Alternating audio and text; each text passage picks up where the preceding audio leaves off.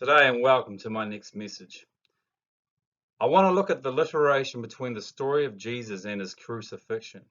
Furthermore, I will discuss each step he went through in the process. Additionally, I'll share with a psychological and biological perspective the links to how our emotions can be connected to a certain area of the brain in accordance with such grueling experiences. Change. Real change, not just deciding on trivial matters like what are you going to wear or a change in your workout routine, can be a terrifying process. When you decide to make that step, that's hard, like quitting an addiction or anger or losing a hefty amount of weight, a crucifixion experience takes place. Now, if we look at the examples of Jesus, I want to marry them up as a metaphor for that change, for that life change. See, Jesus gave himself over to the law and sat in silence amidst his accusers. He was beaten, spat at, and blamed for things that were not true and trivial. You see, we live in a culture here in New Zealand that we call the tall poppy syndrome, where people love to bring down those that are in the highest of heights. Like you look at politicians, people are constantly bringing them down. And I believe this kind of mandate and ideology is linked to when you decide to make a life change. There'll be doubt, slander, accusations, and irrational thinking such as you're not good enough, you're never going to do it. Evidence has suggested in the past you've failed, so what tells you you're going to do it now?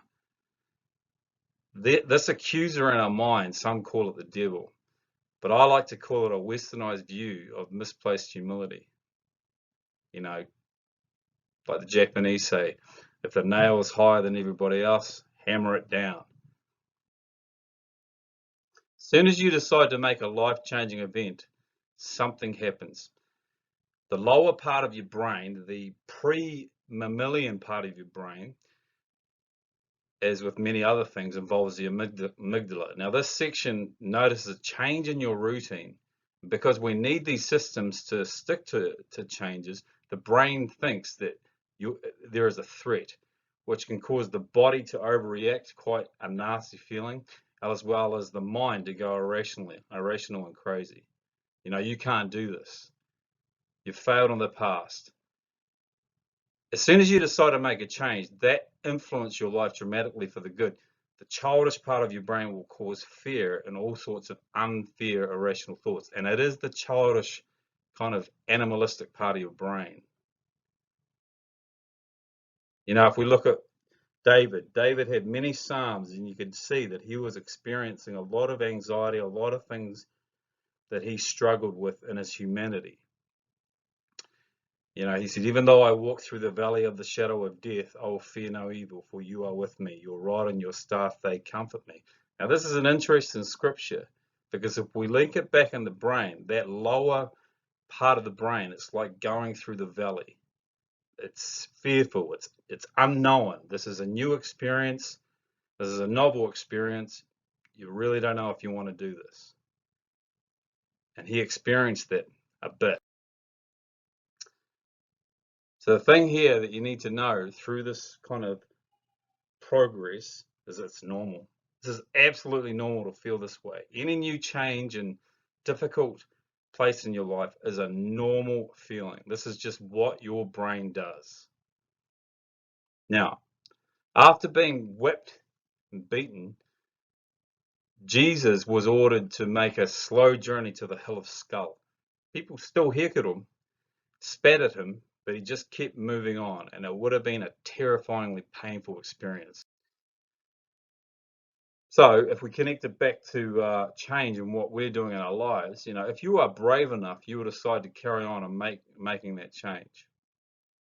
The child part of your brain will still mock and still tell you that you cannot do this, quit. But just remember, this is the child in you raging against a change in a routine. That is that amygdala panicking, causing panic, causing many irrational thoughts, but it's not true. And this is normal. This is a very tough process, but what I can say is the more you progress the mountain or the path towards that hill of skull, the quieter that child will get. And we see here that Jesus made it to the top and is crucified. People still mock Jesus. People said to him to come off and save yourself, but he hung there and he died.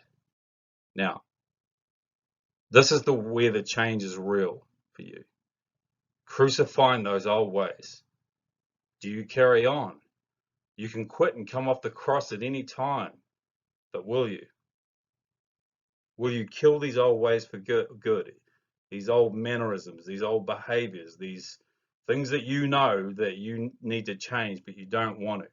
Do you keep going towards that new way? And this is what you would call an existential crisis. What do we do? Jesus died alone.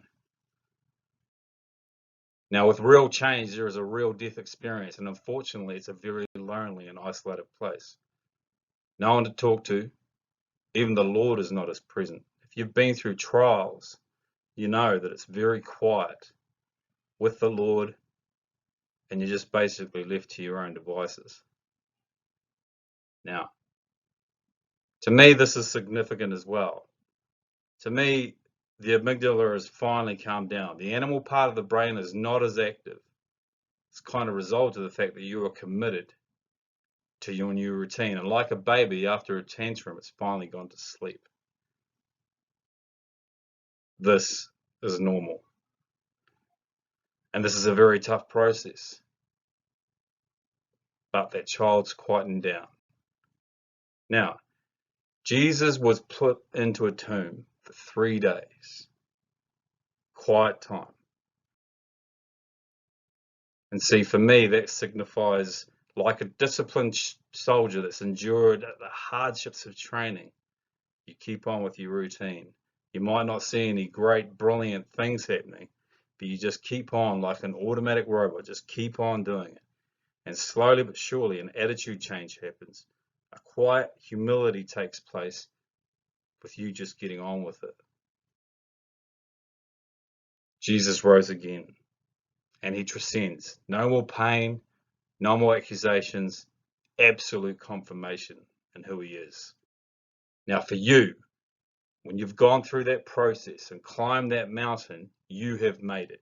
You have established change. The routine is set. Your brain is no longer reactive because it has gotten used to this routine. Now, this process of change that happens, I'm not talking about trivial matters. I'm talking about real things, real change in your life, because that to me is what being a Christian is all about, is changing. That to me is what the Sons of God doctrine is about, is changing. During this time, it's important to know this one key that I think trips a lot of people, a lot of born again Christians, a lot of people that are trying to quit anything or trying to change anything is this. Be still and know that I am the Lord. Be still. So even though your mind is overreacting, it's important to keep still. You notice with Jesus in Isaiah in 53, it says he was led like a dumb lamb, didn't say anything. You notice in all of those Gospels, he did not have much to say. It's almost as if Jesus knew this place. He knew he'd spent 30 years of kind of submitting and putting authority on his own flesh, and he kind of knew that this is the way the brain reacts. But the best thing to do is to not move and be still. There's a great scripture in the Bible that says their strength is to sit still in Isaiah 30 verse 7. So there's many keys to get through kind of self-regulating yourself through change, but I think this is the most important one, is to not panic through this, not to listen to that irrational child in your brain, not to be given to those beliefs, because a lot of us are. A lot of us think what's come in our head is real when it's not.